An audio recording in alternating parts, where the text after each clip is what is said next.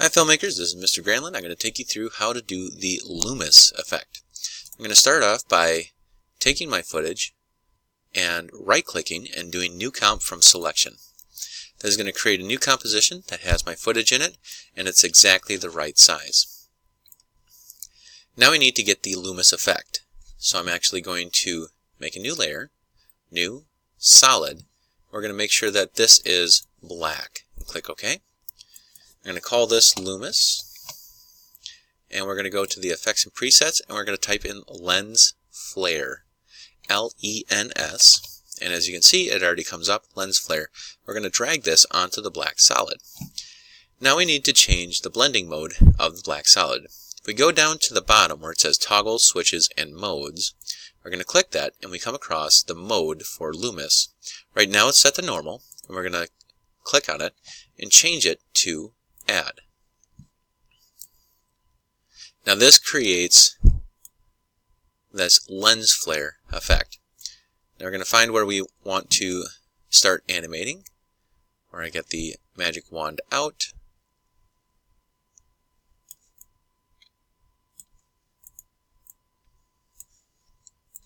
I'm going to take my Lumous effect, and if you notice these crosshairs, that's the lens flare center. I can also enable it by clicking on the crosshairs in the upper left-hand window and then clicking where I want the flare center to go. Now we only animate the flare center. Now that I've got it set to where I want it to start moving, I'm going to click the stopwatch and enable keyframes while I move this around. And all I'm going to do is push page down twice and then move the flare center to where the wand moved to.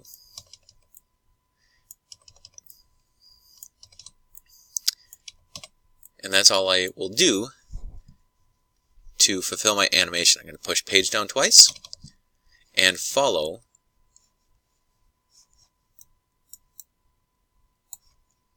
the magic wand. I'm going to come back after I'm done.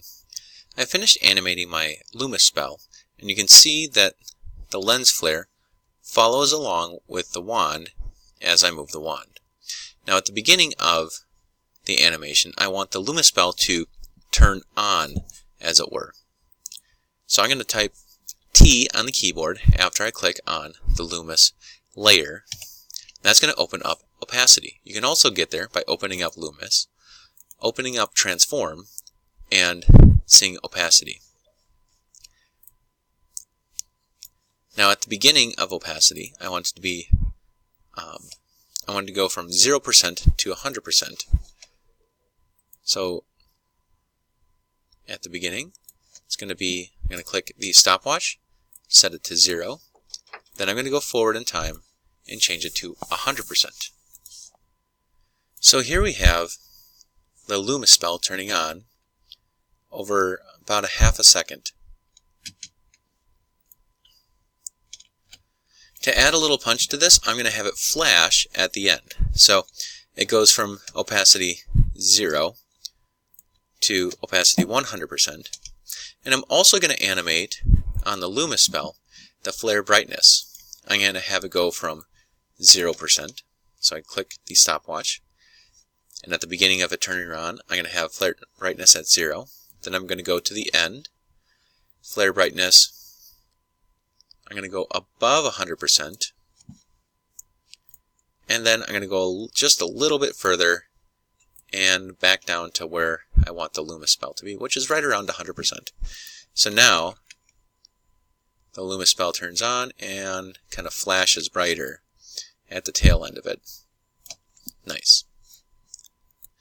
Next I want the background to follow the same pattern where when the Lumous spell turns on, the background gets brighter.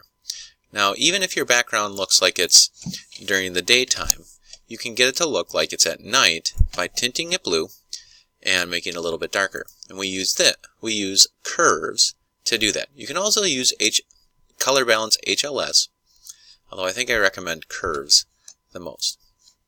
On my footage, I'm going to take curves and drag it to my footage.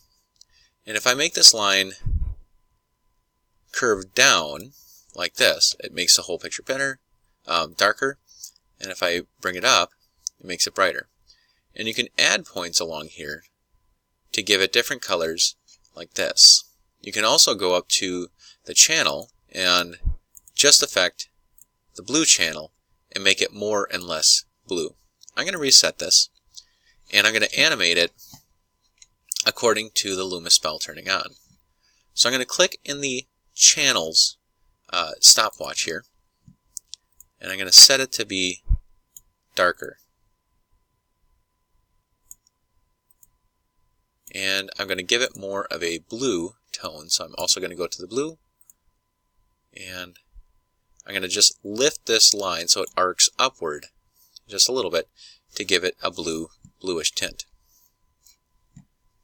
And I'm going to go back to the RGB, and I'm going to just make it a little bit more dark. So starting at this point here, if I push U on the keyboard, you'll see the keyframes. You can hide and unhide the keyframes by pushing the letter U on the keyboard. At the beginning of this animation, it's going to be dark, and then once it gets to here, the Lumous spell is going to be quite bright. And so I'm going to reset. I'm going to go forward to this time when the lights are on and reset it. But I'm not going to reset it completely. I'm going to leave it a little bit blue, and I'm going to leave it just a little bit dark, so it wouldn't be completely right. So here we are at the beginning, and you see the Lumous spell turn on, and it still looks dark, but you can tell that it's been lightened. It's nowhere near this bright. So there's the conversion there.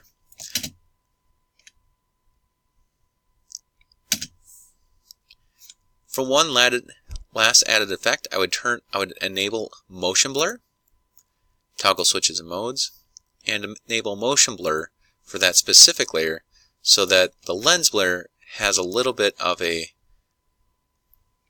motion blur as it moves around. So if you see it there's with it off, that's with it on. You can see a slight difference when you have the motion blur turned on.